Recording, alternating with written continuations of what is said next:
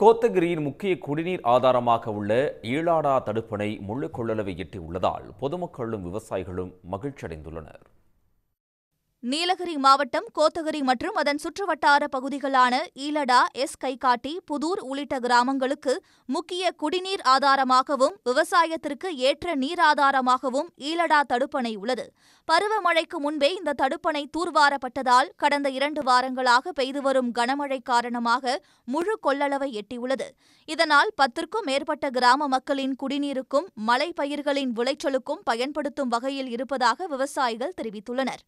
ஒரு வாரம் பேஞ்ச மழைனால அந்த டேம் ரொம்ப நல்லா ஒரு 20 ஏக்கர் விவசாயமும் நல்லா பண்ணிட்டு இருக்கிறோம். இந்த கோத்தகிரியில இருக்கிற மக்கள் பூரா தண்ணி இல்லாத இருந்த காலத்துல இப்ப தண்ணி நல்லா இருக்குது.